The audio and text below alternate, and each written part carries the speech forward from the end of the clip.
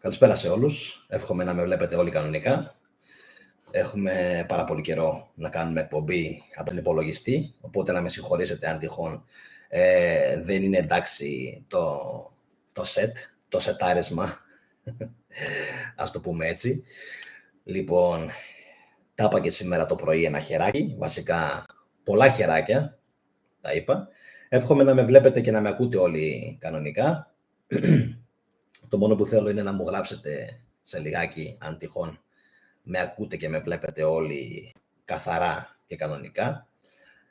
Σήμερα μπορούν να στέλνουν μηνύματα στην εκπομπή μόνο φίλοι οι οποίοι είναι πάνω από ένα μήνα στο κανάλι. Ο λόγος είναι φυσικά ξεκάθαρος. Μπήκανε καμιά 20 άτομα το μεσημέρι στην εκπομπή και με παρενόχλησαν, να το πούμε έτσι. Οπότε τώρα κοιτάζω λίγο πολύ αυτό να μην το έχουμε. Τι θα πω σήμερα?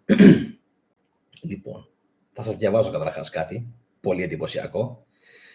Εύχομαι καταρχάς να είστε όλοι καλά. Και φυσικά, όπως είπα και πριν, να με ακούτε καλά. Λοιπόν, υπάρχει λόγος που μας βαστάνε όλους στο σκοτάδι και στην αμάθεια και θα μπω σε λιγάκι στο θέμα.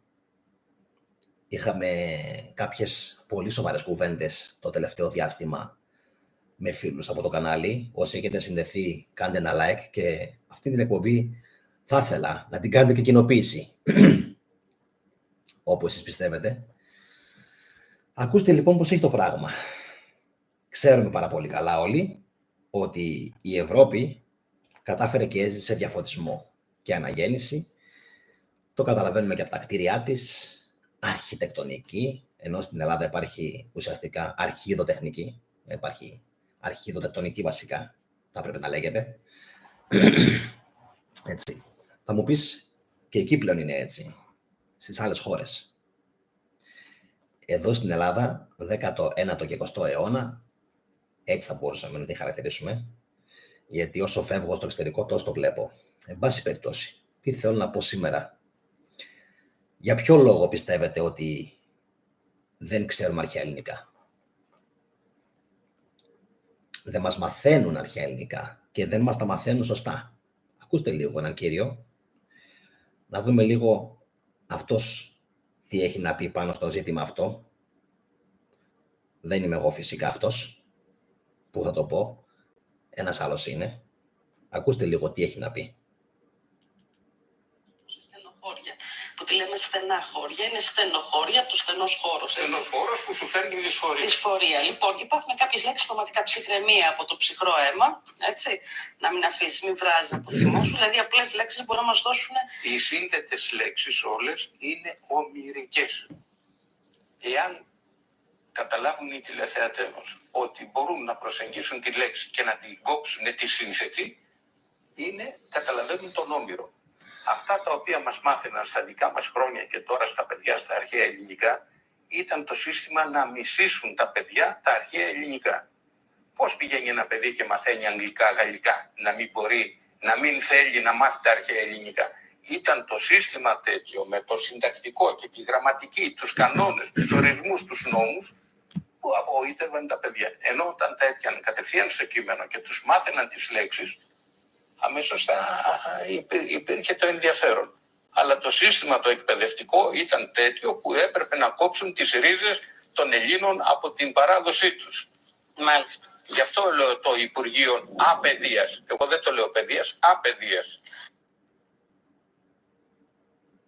Καταλάβατε καθόλου τι λέει ο άνθρωπος? Καταρχάς ποιος είναι? Είναι συγγραφέας. Είναι ο Ελευθέριος Διαμαντάρας.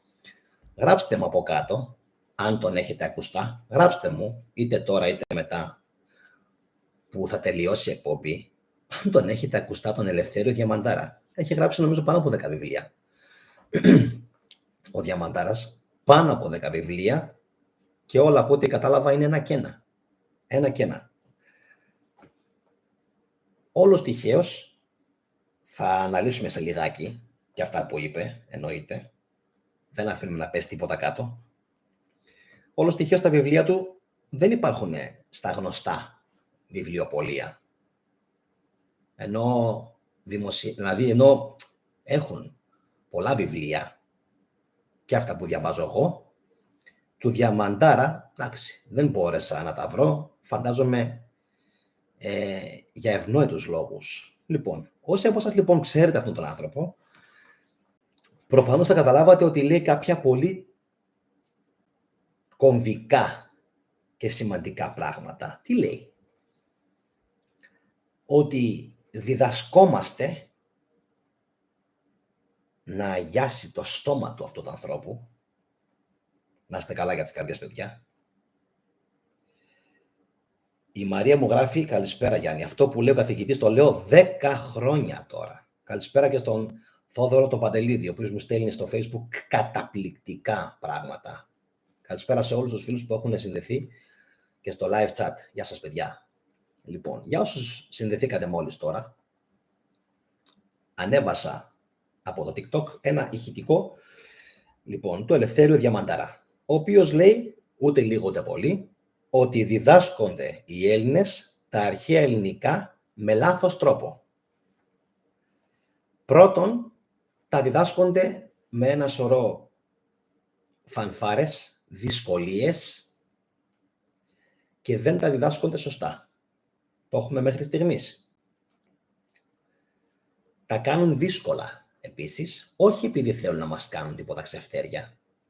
Τα κάνουν δύσκολα τα αρχαία ελληνικά για να μην μπορούμε να τα μάθουμε τα αρχαία ελληνικά. Γιατί είναι η ερώτηση του θετικού. Η απάντηση ξέρετε ποια είναι? Για να μην μπορούμε να διαβάζουμε την Καινή Διαθήκη και τους αρχαίους Έλληνες από το πρωτότυπο, παρακαλώ. Από το πρωτότυπο.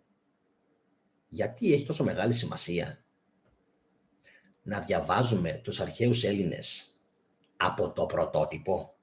Έχει και παραέχει, φυσικά. Ακούσατε ο άνθρωπος τι είπε? Επειδή ξέρω ότι πάρα πολλοί κόσμος μπαίνει στην διάρκεια της εκπομπής,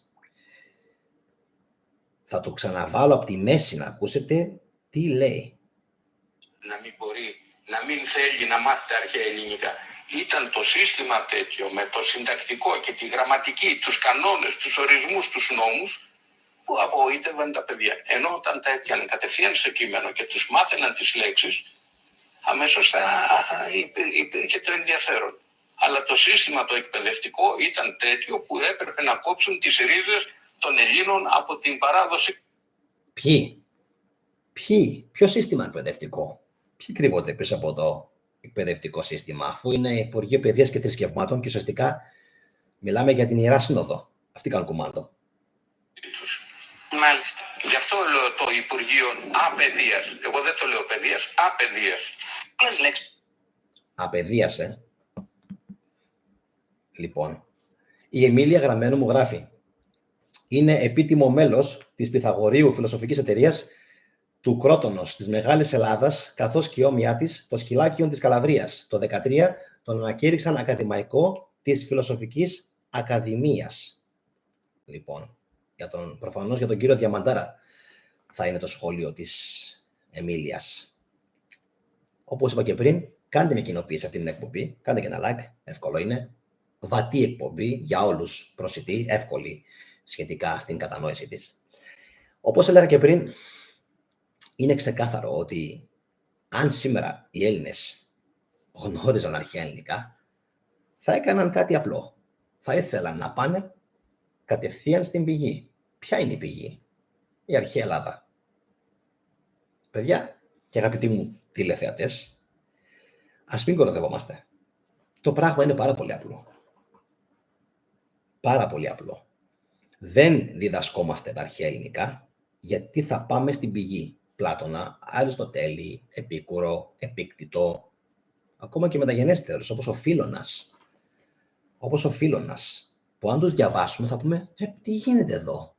Ο Φίλωνας της Αλεξάνδρειας, αυτός εδώ γράφει σαν να διαβάσω χριστιανισμό, αλλά δεν είναι χριστιανισμός. Τι γίνεται, τι γυρεύει αυτός εδώ πέρα? Καταλάβατε?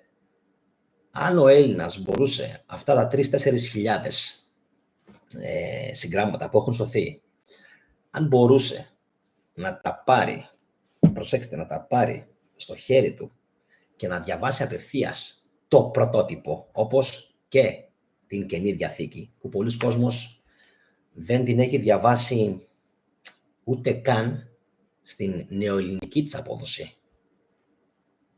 Έτσι, ούτε καν στην νεοελληνική της απόδοση. Είναι τρομερό αυτό το πράγμα. Τρομερό. Η γλώσσα μας μετά είναι και το άλλο. Ότι μας ενεργοποιεί, μας κάνει πιο έξυπνους. Αυτό το ξέρουμε, έτσι. Και εννοείται, το έχω πει και σε πολλά άλλα επεισόδια, ότι είναι βιολογικό όπλο. Είναι ένα όπλο που σου δίνει δύναμη, να σκέφτεσαι καλύτερα. Φανταστείτε λοιπόν να σκεφτόμασταν καλύτερα, πόσο καλύτερη κριτική άποψη θα είχαμε για τα θέματα. Επίσης, η ελληνική γλώσσα είναι εργαλείο του νου και της λογικής. Τι σημαίνει αυτό ουσιαστικά? Αυτό που γράφει ένας φίλος, άντε και λίγο τίμιο, του Πλάτωνος, μέχρι εκεί. Λοιπόν, φανταστείτε έναν ελληνικό λαό, γιατί κάποιοι μου λένε δεν γίνεται, λέει, να μάθουμε αρχαία ελληνικά.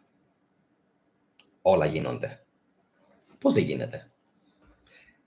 Ξέρετε ότι οι Εβραίοι, όταν έγινε εγκατάσταση του λαού τους στην Παλαιστίνη, θέσπισαν, αυτά τα ξέρουν πολύ λίγοι, θέσπισαν επιτροπές, η Rothschild και όλοι αυτοί οι μάγκες, η Morgan και η Murdoch, θέσπισαν θεσμούς για να διδαχτούν τα Εβραιόπουλα τα εβραϊκά τους. Πώς τα κατάφεραν αυτοί? Πώς τα κατάφεραν αυτοί? Αυτό είναι τρομερό, δεν υπάρχει. Πώς τα κατάφεραν λοιπόν οι Εβραίοι να γίνει κάτι τέτοιο? Και γιατί λοιπόν δεν μπορούμε να το κάνουμε εδώ πέρα στην Ελλάδα? Γιατί υπάρχει εμπόδιο από την Εκκλησία. Αυτό είναι το μόνο σίγουρο. Είμαι σίγουρος ότι και σε αυτό το θέμα έχει βάλει το χεράκι της η Εκκλησία της Ελλάδας. Είμαι 100% σίγουρος. Και υπάρχει παρεμπόδιση της εύκολης διάδοσης, ανάγνωσης και μάθησης της αρχαίας ελληνικής γλώσσας. Διαφορετικά, δεν υπάρχει περίπτωση να το έκαναν. Και βλέπετε, είναι γεγονός ότι ένας αμόρφωτος λαός, ένας λαός ο οποίος δεν μπορεί να διαβάσει ενδελεχώς τα κείμενα στα οποία δηλώνει πίστη, θα είναι έρμεο. Να σας διαβάσω λίγο κάτι που διαβάζω τώρα. Ακούστε. Αντίδραση από τους χωρικούς, αναφερόμαστε περίπου στο 1900 κάτι, αρχές. Αντίδραση από τους χωρικούς φαίνεται ότι προκαλεί ο νόμος για την υποχρεωτική ενίσχυση των εκκλησιών. Και πόσα άλλα. Όταν λοιπόν σε ένα χωριό μαθεύτηκε ο νέος νόμος περί ενίσχυσης των εκκλησιών, από το επίμηνιο, όχι έτσι ελεύθερα επειδή το θέλεις, με υποχρέωση. Ο φτωχόκοσμος ξεσηκώθηκε, βγήκε μία τετραμελής επιτροπή, μάζεψε 100 υπογραφές από μια συνοικία και έστειλε στο Υπουργείο Παιδείας τηλεγραφική διαμαρτυρία. Καταπληκτικό. Λοιπόν, Υπουργείο Παιδείας.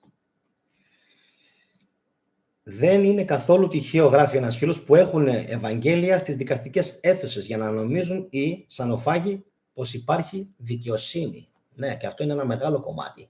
Ένα μεγάλο κομμάτι το οποίο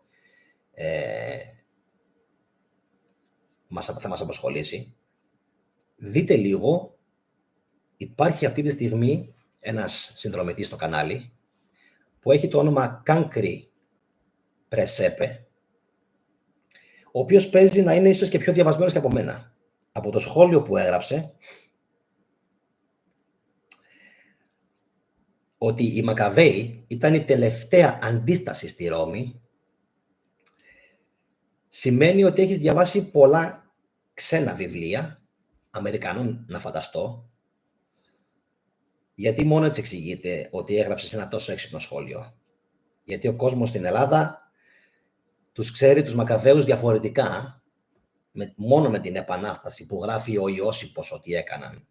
Όταν πήγε ο Αντίοχος να τους εξαναγκάσει, προσβάλλοντας τα ιερά τους, να τους εξαναγκάσει να τον λατρέψουν σαν Θεό, έτσι, ισόθεο. Και φυσικά μετά ξέρουμε τι έγινε. Υπήρξε επανάσταση τότε στην Ιουδαία και έγινε ο κακός χαμός.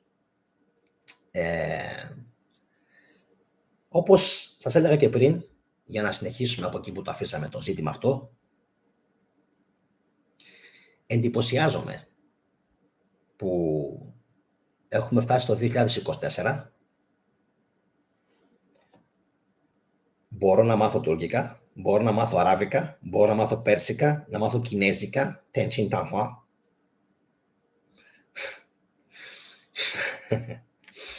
Μπορώ να μάθω γερμανικά, hallo, wie geht's dir, alles klar, να μάθω ισπανικά, tenemos que hablar, να μάθω φιλανδικά, κοίτος και πάει λέγοντας, και να μην μάθω αρχαία ελληνικά. Και ζω εδώ, στην Ελλάδα. Ζω στην Ελλάδα. Αυτό είναι απίστευτο. Έτσι. Ζω στην Ελλάδα και δεν μπορώ να μάθω αρχαία ελληνικά. Επαναλαμβάνω. Θα έπρεπε κανονικά, έχω πει και σε άλλες εκπομπές, αλλά ας τα πω άλλη μια φορά, θα έπρεπε σε κάθε νομό να υπάρχει δωρεάν διδακτήριο αρχαίας ελληνικής γλώσσης, με κεφαλαία, σε κάθε νομό, το λιγότερο. Αλλά ξέρετε, πάμε να πιάσουμε πάλι τον παλμό τους, γιατί δεν θέλουν να γίνει αυτό. Γιατί οι Έλληνες θα πιάσουν στο χέρι, όχι δεν είναι σφαγή των Ελλήνων, δεν θα το καταργήσω το σχόλιο αυτό, δεν είναι σφαγή των Ελλήνων οι Μακαβαίοι. Υπάρχει παραποίηση. Δεν είναι ακριβώς έτσι όπως το γράφουνε. Είναι η επανάσταση των Μακαβαίων. Δεν το αφήνω το σχόλιο αυτό γιατί έχω διαβάσει τι έγινε. Δεν σφάξαν κανέναν οι Μακαβαίοι, έτσι, οι Ιουδαίοι. Δεν τους ήρθε έτσι ξαφνικά μια μέρα τα πλάς. Έκαναν και οι δικοί μας διάφορα εκεί κάτω στην Ιουδαία. Απλά κάποτε ήμουνα πολύ πορωμένος, φασιστό Ελληναράς, για να τα καταλάβω. Τώρα απλά είμαι πατριώτης και έχω το νου μου στα πάντα. Γιατί τελικά έμαθα από τους Ρωμαίους. Έμαθα από τους Ρωμαίους πώς δουλεύουν οι αυτοκράτορες και πώς δούλευε και ο Αντίοχος και τι πήγε να κάνει στους Ιουδαίους. Έτσι.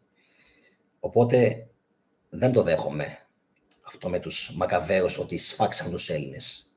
Δεν έγινε ακριβώς έτσι, γιατί πρώτοι προκάλεσαν οι Έλληνες, δυστυχώς για μας. Πρώτοι προκάλεσαν οι Έλληνες.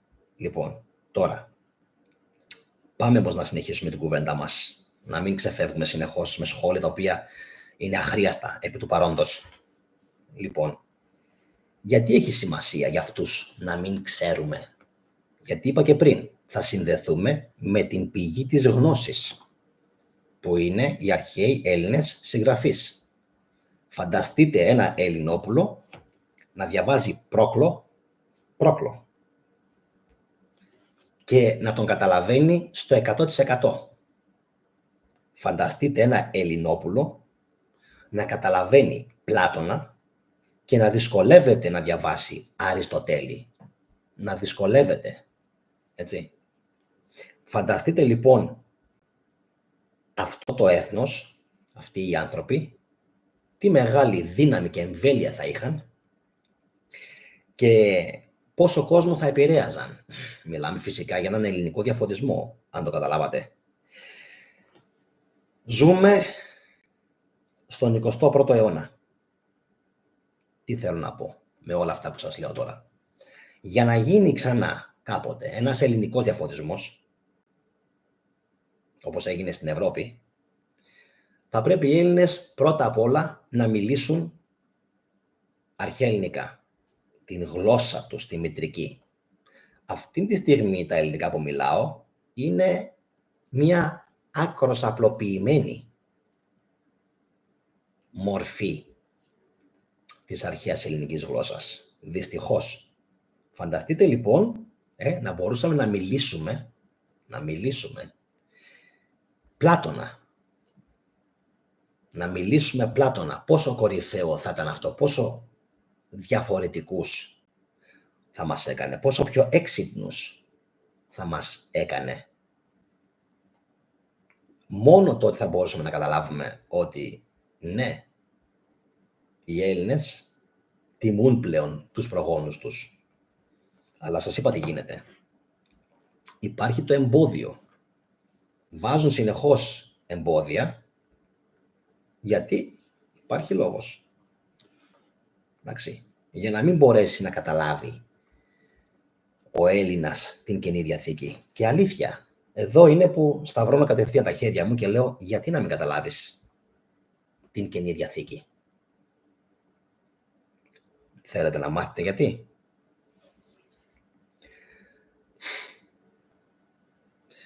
Γιατί άπαξ και διαβάσετε το αρχαίο κείμενο της Καινής Διαθήκης,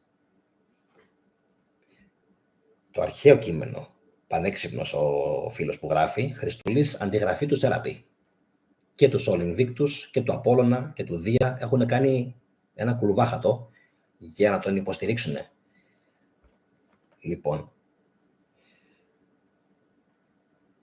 ο Φορνέας 2033 γράφει, στο εξωτερικό, και το έχω πει και εγώ, σε μερικές εκκλησίες γίνεται τελετή από ιεροποιήσεως και μετατρέπονται σε βιβλιοθήκες ή και εστιατόρια. Ξέρετε γιατί? Γιατί ο κόσμος πλέον δεν πηγαίνει.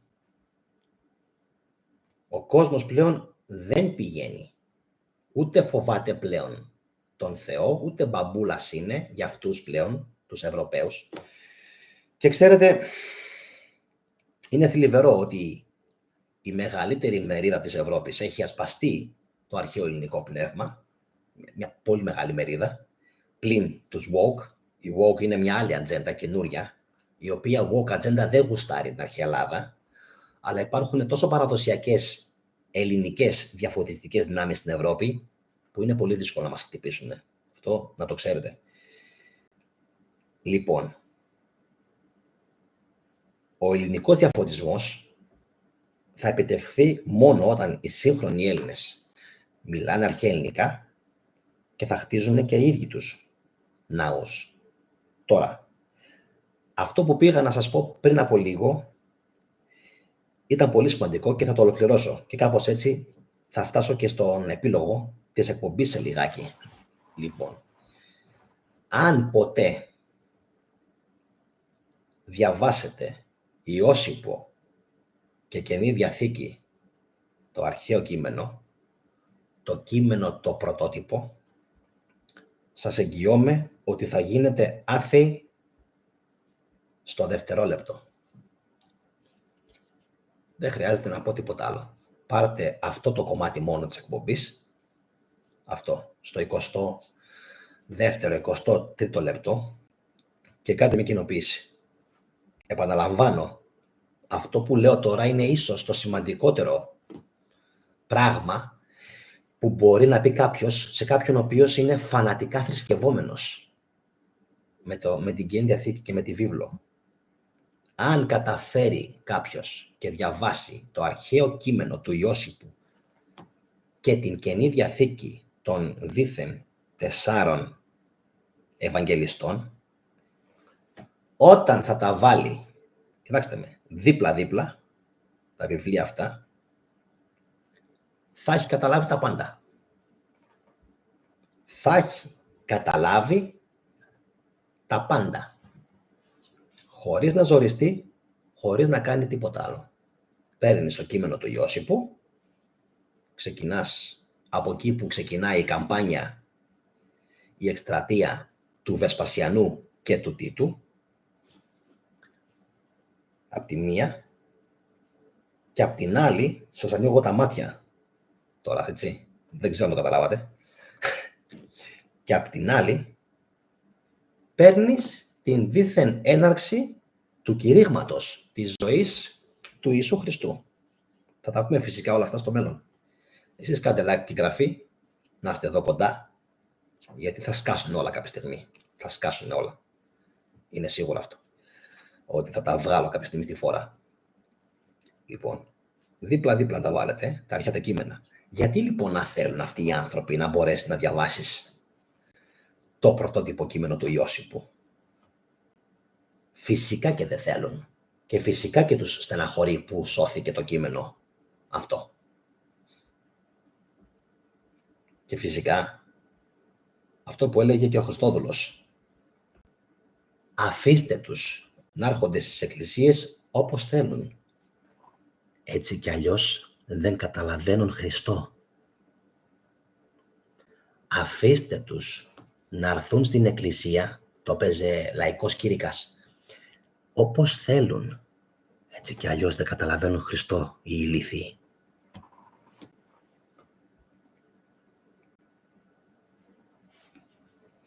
Εντάξει. Από εκεί και μόνο καταλαβαίνεις ότι αυτά που λέει αυτός ο άνθρωπος, εντάξει, ο διαμαντάρας, είναι διαμάντια, είναι πραγματικά χρυσάφι. Γιατί το να μπορέσεις να συνδεθείς με εκείνη την εποχή είναι που θα σου δώσει όλες τις απαντήσεις που ψάχνεις. Αν δεν μπορείς φυσικά να το κάνεις, αναγκαστικά θα πρέπει να σε παραπέμψω σε μένα, στην playlist που έχω για το χριστιανισμό, που πιστεύω ότι είναι ό,τι καλύτερο υπάρχει για να μπορέσεις να λύσεις όλες σου τις απορίες σχετικά με το τι ακριβώς ήταν ο χριστιανισμός και τι ακριβώς δεν ήταν. Άρα θα συγκρατήσουμε αυτό.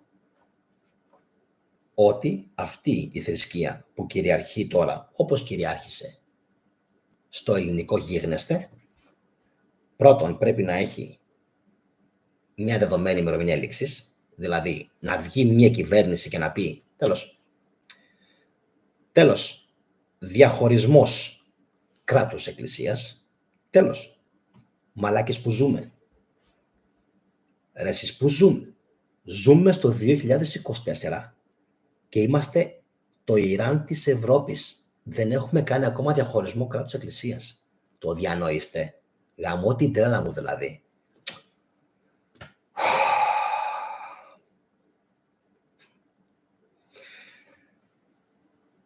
Ζούμε στο 2024. Το καταλαβαίνετε αυτό? Μπορεί να είμαστε και η μόνη χώρα της Ευρώπης. Αυτό που γράφει ο Φόρτ. Ποιο Ιράν? Το Ιράν έχει δύναμη. Ποιο Ιράν? Το Ιράν έχει δύναμη. Ούτε η Παλαιστίνη της Ευρώπης είμαστε. Τίποτα δεν είμαστε. Τίποτα δεν είμαστε. Να είναι καλά τα φιλέτα και ο τουρισμός, παιδιά. Άστο. Και ο Λίβανος είναι μια χαρά. Φόρτ. Ο Λίβανος να δεις. Μια χαρά είναι. Ο Λίβανος είναι μπόμπα. Θα τους ζηλεύαμε πάρα πολύ. Πάρα πολύ. Λοιπόν.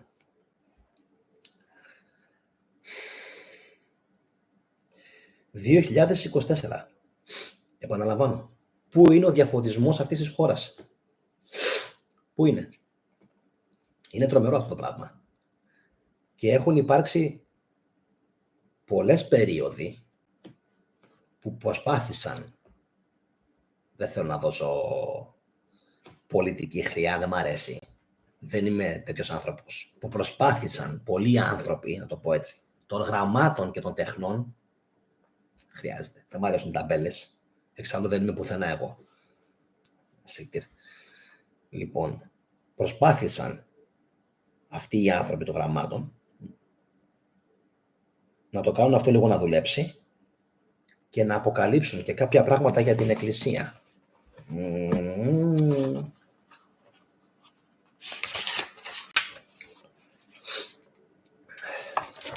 Ακούστε και αυτό. Αυτό πρέπει λίγο να σας το διαβάσω. Σε μία άλλη περίπτωση,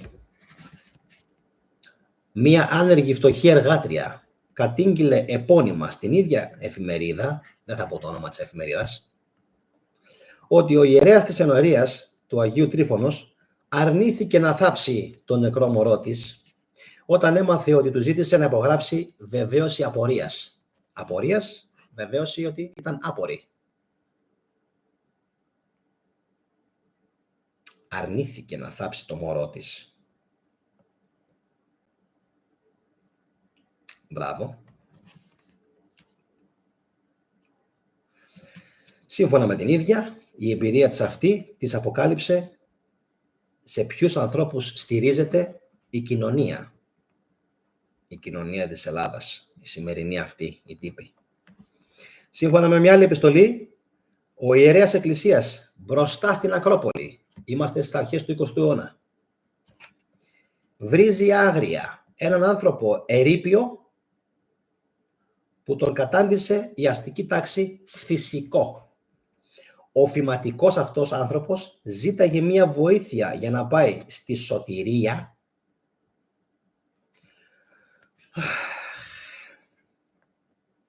αλλά ο ιερέας διέταξε τις καλόγριες να τον βγάλουν έξω.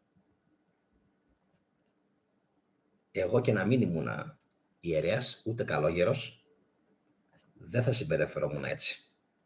Πόσα άλλα να βγάλω, κορίτσι μου Χρύσα, στη φόρα, πόσα άλλα. Έχω βαρεθεί. Έχω βαρεθεί.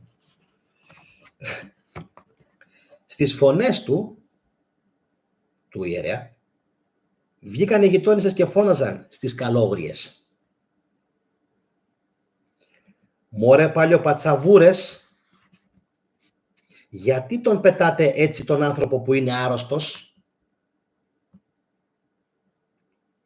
Ενώ ο ανταποκριτής της εφημερίδας σημειώνει πως ήταν καταγανακτισμένες με την αισχρή αυτή στάση των Αγίων της Εκκλησίας.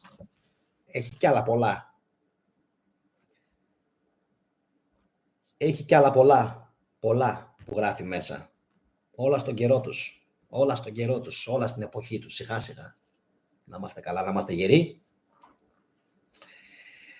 Αυτό το γεγονός, λέει, το έζησα στο χωριό μου γράφει ο Θοδωρής ο Παντελίδης, όταν ζήτησε 5 ευρώ από κάθε καλόγρια να πάρει iPhone 15 Pro Max.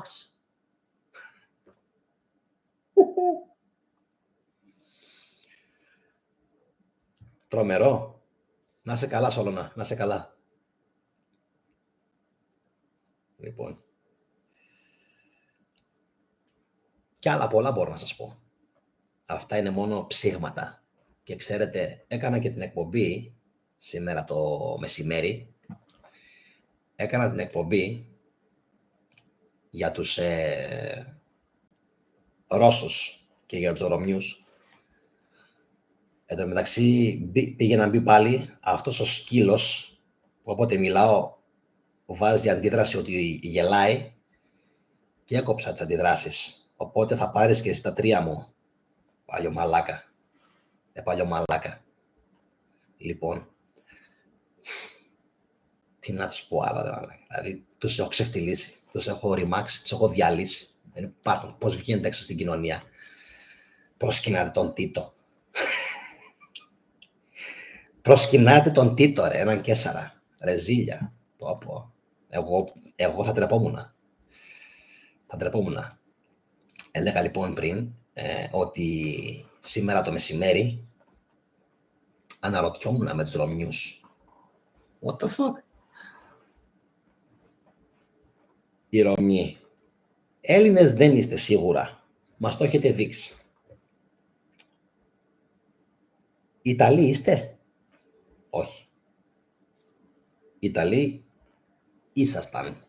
Ρωμιοί. Ρωμαίοι. Είχατε την υπηκότητα. Μάλιστα. Έλληνες δεν είστε. Ρωμαίοι δεν είστε. Ήσασταν. Ρώσοι δεν είστε. Αλλά είστε ρωσόφιλοι. Αλλά δεν είστε Ιταλόφιλοι πλέον. Υποστηρίζετε βέβαια όλο αυτό το αφήγημα της Καινής Διαθήκης. Καινής με καινή είναι ουσιαστικά, άδεια είναι, δεν έχει τίποτα μέσα. Πλην από κοροϊδία. Αλλά είναι εντυπωσιακό αυτό το πράγμα. Το έχουμε να κάνουμε ένα like και μια κοινοποίηση αυτό το βίντεο. Μπας και ξύπνησε λίγο ο κόσμος. Λοιπόν, οι Ρωμιοί δεν είναι ούτε Έλληνες, ούτε Ιταλοί, ούτε Ρώσοι. Αλλά είναι λίγα απ' όλα.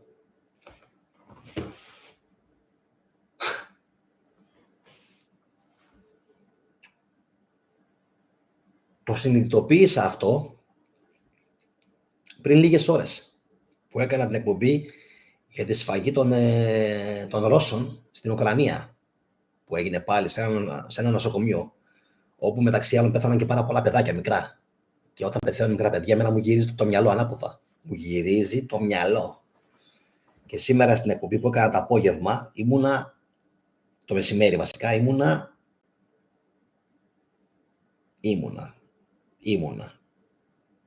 ήμουνα οριμαγδός. Εν πάση περιπτώσει,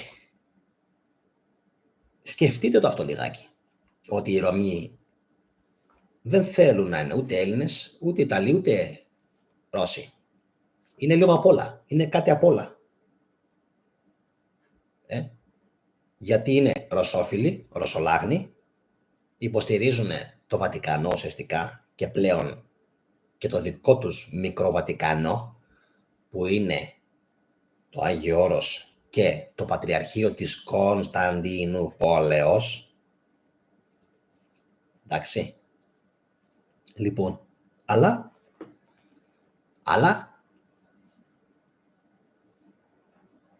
τι υπάρχει σήμερα από όλα αυτά? Αυτοί δηλώνουν ότι είναι κάπου αλλού. Και χθες, μάλιστα προχθές, σε μια εκπομπή, μπήκαν ένα σωρό ταλιμπανάκια και λέγανε εμείς είμαστε Ρωμιοί. Δεν είμαστε, λέει, Έλληνες. Έτσι μου γράφανε στα σχόλια. Και ένας μου το έγραψε, ο Θέμης ο χοντρός, έτσι το λέγανε, δεν θυμάμαι, Θέμης, μου το έγραψε 20 φορές για να το διαβάσω. Και τελικά όταν το κατάλαβα και το διάβασα, τον έκανα μπαν, αποκλεισμό. Τι δουλειά έχεις στο κανάλι μου, ρε? Τι δουλειά έχεις στο κανάλι μου? Έξοδος, όπως η Ισραηλιτική έξοδος. Έξοδος. Δεν έχεις δουλειά εδώ μέσα. Δεν έχεις δουλειά ούτε να συναστρέφεσαι με τα άτομα του καναλιού, ούτε τίποτα. Έλληνες είμαστε και Ευρωπαίοι.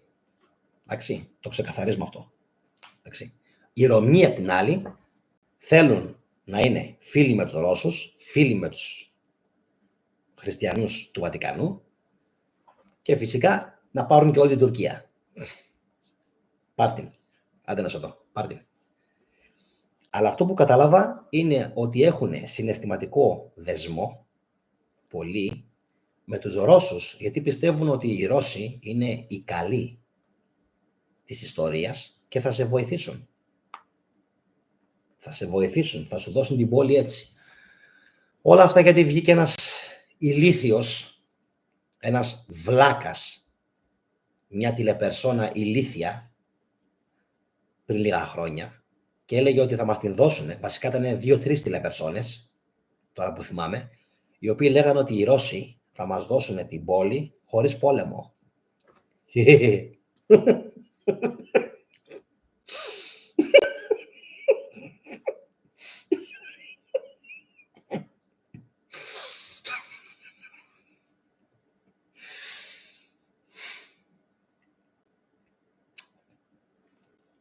Και στενάχωρο είναι, γιατί να συνεχίσουμε λίγο πώς ξεκίνησαμε την εκπομπή, ότι είναι πιο γνήσιοι οι Έλληνες.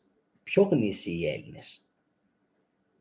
Υπάρχουν πιο γνήσιοι οι Έλληνες που τηρούν τις συστάσεις και τις προτροπές των αρχαίων Έλληνων στην Κωνσταντινούπολη, στη Σμύρνη, στα παράλια, στην Ιταλία, στην Νάπολη, στην Καλαβριακή, Νότια Ιταλία και φυσικά Βόρεια, Γερμανία, Αυστρία, Ελβετία, Φινλανδία, όλες τις σκανδιναβικές χώρες. Είναι τρομερό. Οι Γάλλοι, εννοείται οι Γάλλοι, οι Ισπανοί, οι Πορτογάλοι, οι Άγγλοι, όλες αυτές οι χώρες, το σύστημα εκπαίδευσης τους είναι βασισμένο στην αγάπη τους για την αρχαία Ελλάδα. Έτσι. Και εδώ, στην Ελλάδα, είμαστε η μόνη χώρα που εν έτη 2024 δεν έχουμε κάνει ακόμα διαχωρισμό κράτους εκκλησίας.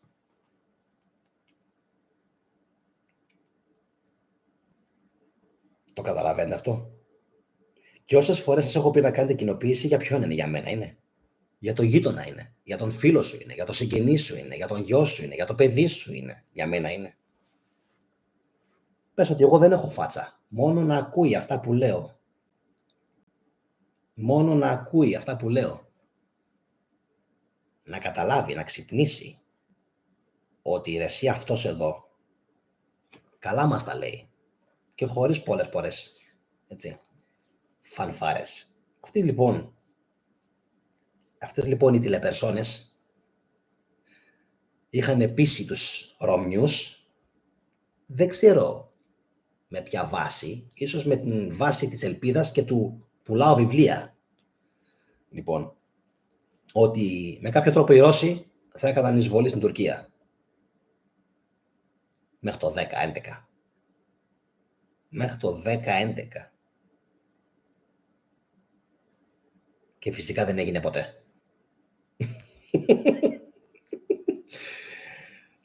Λοιπόν, ποιο πρέπει να είναι το πρώτο αίτημα κάθε Έλληνα πολίτη? Το πρώτο αίτημα κάθε Έλληνα πολίτη. Διαχωρισμός κράτους εκκλησίας. Αύριο που θα σηκωθείς το πρωί, μέχρι να βγει το 2024, μέχρι να βγει το 2025, μέχρι να βγει το 2026, είναι να πάρει τα κολόχερά της από την παιδεία, μία ιδιωτική ΑΕ. Να τα σπάσετε αυτά τα δεσμά. Γιατί φανταστείτε, δεν θα πω εγώ ότι είναι εκκλησία. Φανταστείτε να ήμουν εγώ ένα ίδρυμα πλούσιο και να έλεγα αυτά θα μαθαίνει το παιδί στο σχολείο. Θα το γουστάρατε? Μάλιστα. Όχι. Γιατί λοιπόν το αφήνετε να συμβαίνει στα παιδιά σας και στα εγγόνια σας? Γι' αυτό σας λέω να κοινοποιείτε αυτές τις εκπομπές. Γιατί αυτά που λέω δεν έχει τα κότσια να τα πει κανένας YouTuber στην Ελλάδα. Όλοι είναι φευγάτοι και ρωσολάγνοι και της εκκλησίας παιδιά και του σταυρού τα παιδιά. Λοιπόν, επαναλαμβάνω αυτό που έλεγα. Αυτό το μαγαζί, καλησπέρα και στον φίλο μου τον Γιώργο τον Κογιουμτζίδη. Λοιπόν, αυτό το μαγαζί, αυτή η εκκλησία, πώς μπορεί να καθορίζει τι θα μάθει? Δηλαδή, είναι ξεκάθαρο ότι ο διαχωρισμός που δεν έχει γίνει ανάμεσα σε κράτος και εκκλησία δεν είναι μόνο για την παιδεία. Γιατί πολλοί νομίζουν ότι είναι για την παιδεία μόνο. Είναι και για την παιδεία, γιατί τους νοιάζει να την ελέγχουν. Αλλά κυρίως τι είναι? Κυρίως η εξουσία. Πρέπει λοιπόν ο λαός κάποτε να το απαιτήσει. Αν βέβαια, ξέρετε, υπάρχει κι άλλος τρόπος. Αν δεν γίνει έτσι, καλό θα ήταν π.χ. να μην πηγαίνετε. Δεν χρειάζεται. Έτσι θα στερέψει το εισόδημά τους. Μην τους γράφετε ούτε ακίνητα, ούτε σπίτια, ούτε χωράφια, ούτε τίποτα. Αλλά ας πούμε ότι δεν συμβαίνει και αυτό. Ο διαχωρισμός κράτους εκκλησίας πρέπει να γίνει χθες. Εντάξει, για να σταματήσει να διονγκώνεται και να παίρνει περαιτέρω εξουσία μια ιδιωτική εταιρεία, η οποία παρεμβαίνει, αυτό που ανέλησα πριν με το σχόλιο του Διαμαντάρα στην εκπομπή που έκανε, λοιπόν, να σταματήσει να παρεμβαίνει στο σπίτι μας, στη σχέση μας. Πώς θα το κάνω εγώ με τη γυναίκα μου, με τη σύντροφό μου? Να πηγαίνει η σύντροφός μου να του λέει πώς το κάνω? Αλλά πει χέσω. Τι είναι αυτά? Να πηγαίνει η σύντροφός μου να τους λέει όλα τα μυστικά του σπιτιού και μετά εσείς απορείτε πώς αυτοί οι άνθρωποι τα ελέγχουν όλα. Αφού ρε μαλάκα Έλληνα πηγαίνεις και τους τα λες εσύ όλα. χαρτί και καλαμάρι. Τους εξομολογείσαι και τους έχεις και για πνευματικούς.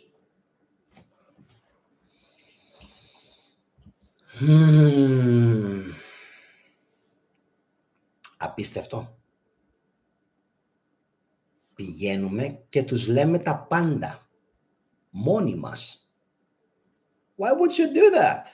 Θα σου λέγει ένας Αμερικάνος. Γιατί να πας και να τους πεις όλα τα μυστικά σε μία ΑΕ. Δηλαδή, χεστείτε κι εσείς ακόμα. Όλοι που ξεσηκώνεστε κατά της ταυτότητας, κατά των τραπεζών, κατά του ελέγχου. Μόνοι σας πάτε και ξεβρακώνεστε και τα λέτε όλα. Όλα. Τι βιβλία διαβάσατε χθες. Τι αμαρτωλή σκέψη σας ήρθε χθες. Τι κάνατε στο μπορντέλο προχθές. Τι έκανε η γυναίκα με τον τάδε. Μόνοι σας τους τα λέτε όλα. Και μετά κάθεστε και απορείτε για ποιο λόγο αυτοί οι άνθρωποι, αυτή η εκκλησία ΑΕ Rothschild, όπως τη λέει ως περίοδον. Λοιπόν, αν και δεν φταίνει η Rothschild, να ξέρεις, οι δικοί μας φταίνε. Οι Rothschild έχουν τα δικά τους προβλήματα στο Ισραήλ, τα οποία τα αντιμετωπίζουν, Σπύρο μου, τέλεια. Οι Ισραηλινοί. Μακάρι να τους μοιάζαμε. Δεν τους μοιάζουμε όμως. Όπως έλεγα και πριν, λοιπόν, Γεωργία μου, καλησπέρα και σε όλους τους φίλους του live chat. Τα πράγματα είναι σκούρα. Έχουν καταφέρει να είναι παντού. Όχι μόνο κράτος και εκκλησία μαζί. Παντού.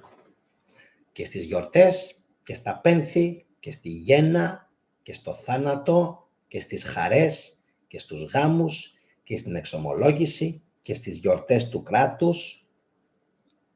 Παντού. Μία ιδιωτική εταιρεία.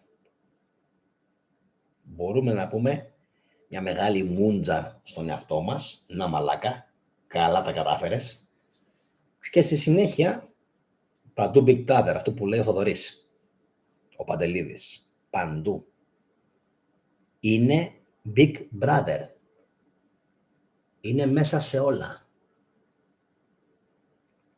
Εντάξει. Ξέρουν τα πάντα. Να στείλουμε και χαιρετισμούς όλοι μαζί, οι φίλοι, στον Κωνσταντίνο Παπαγεωργίου, ο οποίος μας βλέπει από το Γκέτεμπορκ της Σουηδίας. Θερμούς χαιρετισμούς στο Γκέτεμπορκ. Ένα σχόλιο τώρα βλέπω του Σταύρου του Κούτελου. Σταύρο μου, δεν μπορώ να το διαβάσω, να ξέρεις. Όσοι έχετε συνδεθεί τώρα να το διαβάσετε.